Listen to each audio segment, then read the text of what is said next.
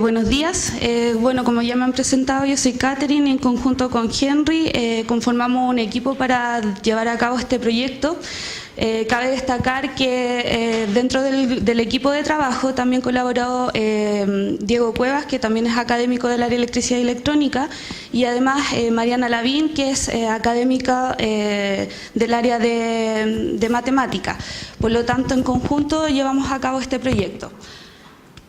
Comenzando, la primera pregunta que se nos viene a la mente: ¿por qué nace este proyecto? Y nosotros llevamos a cabo este proyecto dado las tasas de reprobación un tanto elevados, principalmente en las carreras de ingenierías más duras.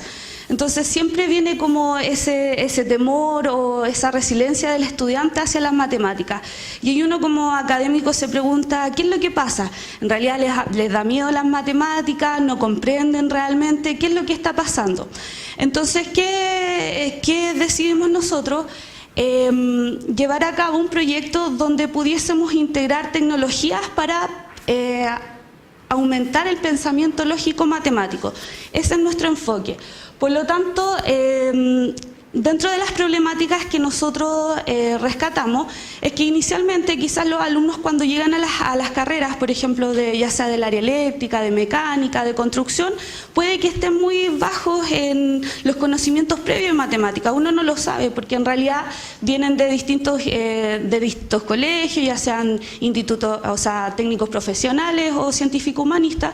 Por lo tanto, no sabemos cuál es su comprensión del todo en cuanto a las matemáticas. Entonces puede que esté este tema que tiene que ver con los conocimientos previos.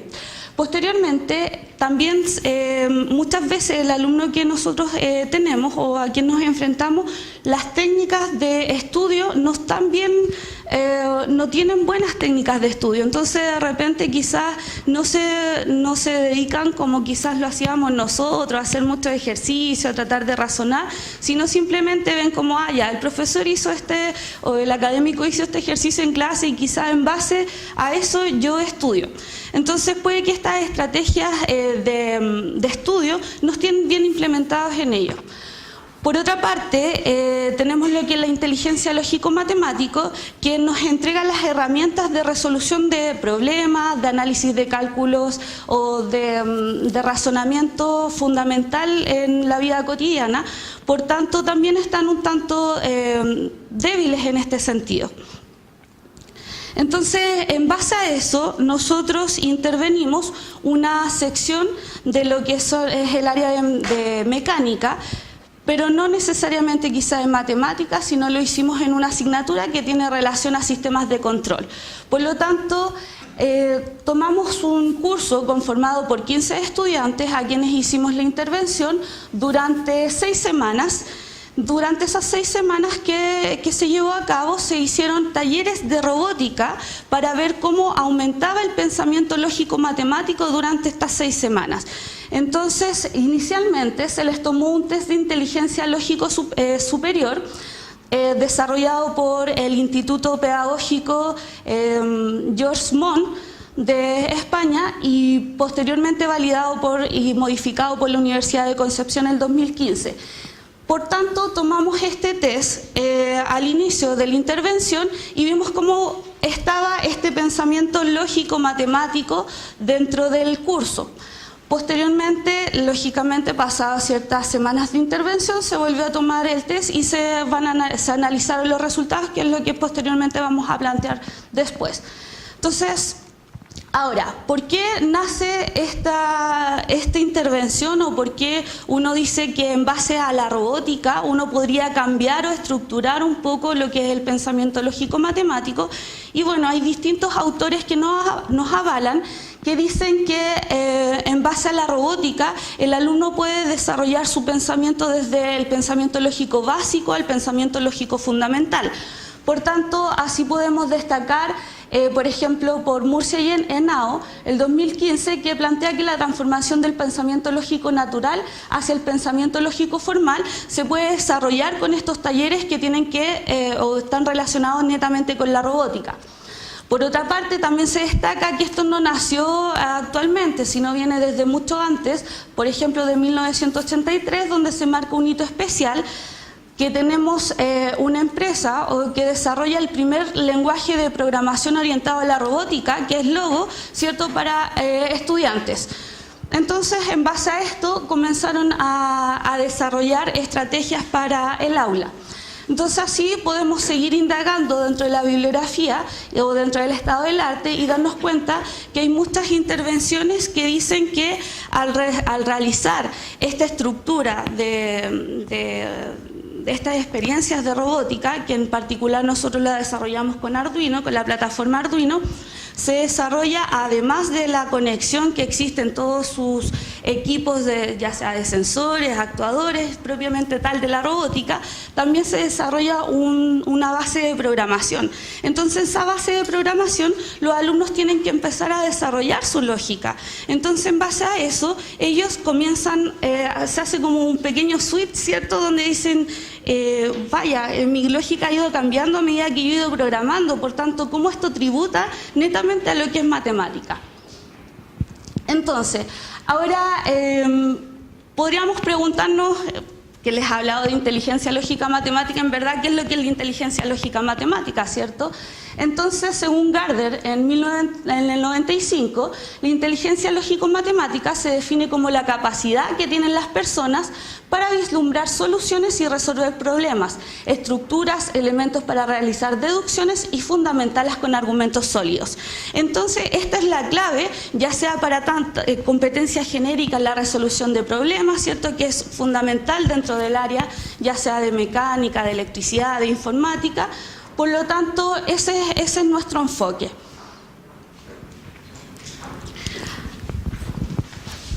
Gracias.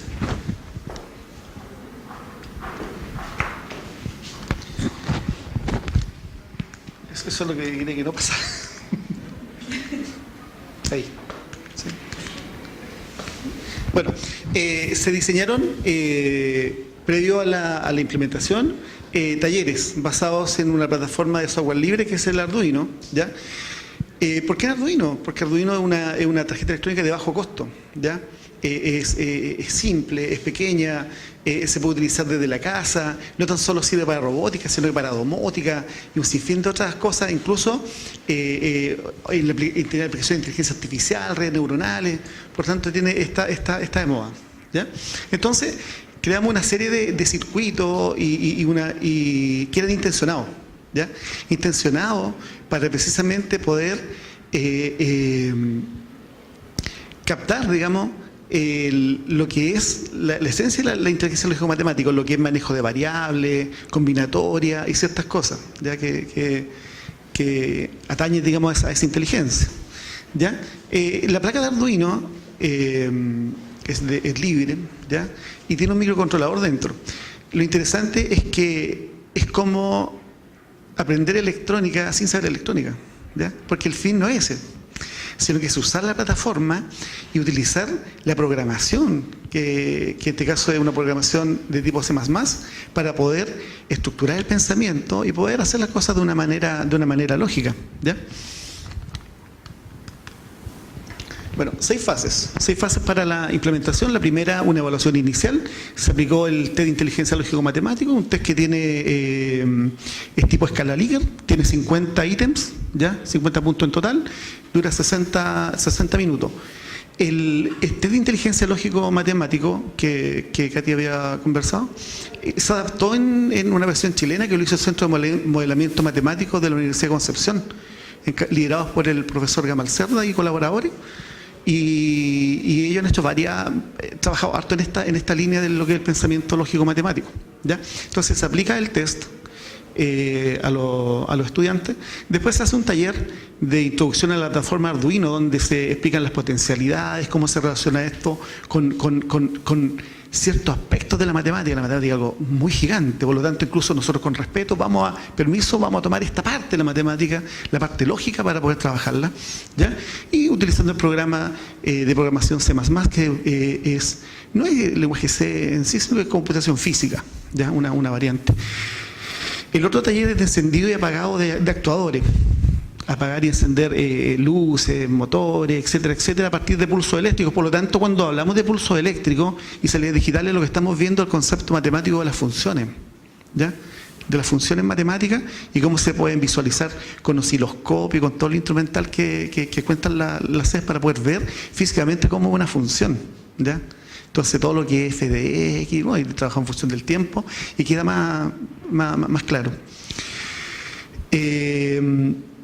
Activación de actores a partir de una señal de entrada, se empieza a trabajar con la modificación de entradas y salidas, poder trabajar con la placa y decidir por dónde yo quiero activar una salida o modificar una entrada, empezar a precisamente hacer modificaciones sustanciales para poder diseñar nuevos circuitos, ¿ya? Y finalmente el montaje de un robot didáctico donde se ensamblan todos los elementos constituyentes de un robot, que en este caso es la placa, un puente H, motores, sus ruedas y su chasis, ¿ya? Y finalmente de esto se hace una evaluación donde se aplica el mismo test, ¿ya? Con las mismas condiciones y para poder hacer la medida de la inteligencia lógica. Después de esto se hace un análisis de los datos y se contrastan los resultados. Ya. En el pretest, ya en la evaluación inicial, hubieron 5 estudiantes del grupo de 15 que tuvo entre 30 y 50 respuestas correctas, ¿ya? En el post-test aumentó en 4, ¿ya? Por lo tanto, eso tuvieron 9 alumnos dentro de ese rango, ¿ya? ¿Por qué cogimos ese rango? Porque es el rango de la mediana, que es como el más representativo de acuerdo a la distribución estadística de los datos. Hay un gráfico de caja y se aprecia ese incremento, ¿ya?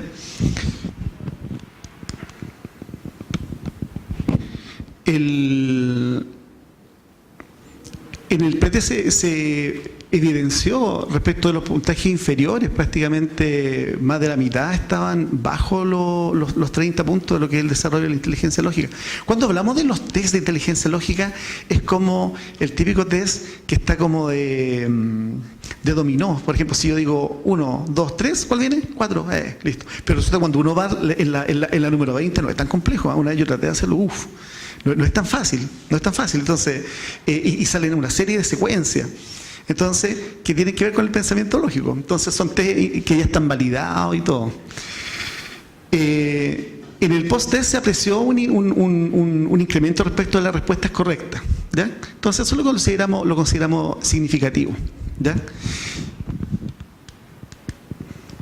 La verdad que nosotros con humildad trabajamos esto porque esto no es una receta, ¿ya? Pero sí abre una puerta y que depende de nosotros mantenerla abierta a espacio infinito respecto de trabajar con la tecnología, siendo, ¿no es cierto?, una universidad tecnológica, incorporar la tecnología al servicio del hombre, ¿ya? Donde aquí, la verdad que la tecnología no es lo que más nos importa, lo que más importa son las personas. ¿Cómo con la tecnología nosotros podemos cambiar la vida de las personas? Condicionantes del proyecto, los que faltan a los talleres. Esas evidencias se pierden. Ya en esto se requiere asistencia del 100%. Lo otro que logramos ver, apreciar, y que ahí nos van abriendo otras brechas, los aspectos socioculturales relacionados con los cuestionarios, ¿ya? Generalmente uno no todos los años ni toda la vida está haciendo cuestionarios de inteligencia o cuestionarios psicológicos, excepto cuando postula trabajo o cosas así. Por lo tanto, hay un cierto desconfianza a esto. Ya, por un lado, lo que es el instrumento, y un instrumento tan extenso. De hecho, cuando se hace usted de esto, las personas terminan medio agotadas también. Fue la falta de confianza también, en el sentido de que le decían al profesor, a Diego, que fue el que aplicó los test, y no para entregar los resultados. Como que la evaluación discrimina cosas. Este es bueno, este es malo. No, si esto es un test de inteligencia, tranquilo, no. Es para fin investigativo. Entonces, como que la evaluación siempre te va a encasillar en algo. Entonces, también va revelando otras cosas. ¿Ya? Termina el fracaso respecto a los resultados que puede arrojar el test. La mayoría de los estudiantes de la muestra no poseen experiencia previa respecto a la aplicación de test similares, ¿ya? Desigual distribución de experiencia, ¿ya? Nos toca mucho ver eso. Imagínense que la experiencia de robótica educativa en Chile, dicen, no, pues esto se hace mucho tiempo. Sí, pero ¿para quién se hace? Para los mejores estudiantes, ¿no? ¿En qué colegio se hace? Porque los que uno pregunta, y no, yo nunca he estado no conocía los robots. ¿Ya? Entonces hay un tema, por un lado, de la accesibilidad de la tecnología y el seguimiento pues, posterior, que esto siga en el tiempo. ¿Ya? Ahora, si uno lo ve de perspectiva más piaquetana, dice, no, hasta los 11 años nomás. Y los que tienen 18, 20, 30 años, o sea, no pueden armar un robot y aumentar, aunque sean un poco, su inteligencia lógico-matemática. Entonces también es un desafío. ¿Ya? Bueno, respecto a las conclusiones y proyecciones, se reveló que los que participaron en los talleres incrementaron la medida ya de su inteligencia lógico-matemática, es decir, su capacidad de resolver problemas algorítmicos, memorizar números y datos, ese tipo de cosas. ¿Ya? Los que faltaron a los talleres presentaron ausencia, no presentaron mayores diferencias. ¿Ya? Los cuestionarios, al ser herramientas que son objetivas, ¿cierto? Cuantitativas, ocultan diferencias de la nivel de inteligencia que pueden presentar respecto de la edad, respecto a sus niveles socioculturales. Mide nomás, ¿ya? Y por último, en lo que nosotros estamos empeñados es proyectar esto hacia los niveles iniciales de la formación de los estudiantes. Es decir, partir, por ejemplo, los primeros semestres y poder relacionarlo con otros estudios que se hacen, por ejemplo, que lo hemos visto en estas ponencias de hábitos de estudio, de estilo de aprendizaje, ir viendo cómo, de qué manera se puede potenciar más esto. ¿Ya? Así como decía Steve Jobs, que decía que la programación realmente computadora debiera partir desde niño, ¿ya? Y seguir en el tiempo. ¿Ya? Ahí está la bibliografía, ¿ya? La bibliografía que utilizamos, que nos basamos, ¿ya? Es bastante reciente. Curiosamente no fue tan fácil encontrar bibliografía reciente respecto a esto, ¿ya? Del 2010 para atrás hay harta, pero después esto ha ido cambiando. Entonces, como que las teorías están asentadas en el 2000 o de los 80, entonces los estudios van como para otro lado. ¿Ya? Entonces, aporte en esto, hay un área para trabajar en esto, de un área un campo muy amplio. Y esa es nuestra presentación y gracias por su atención.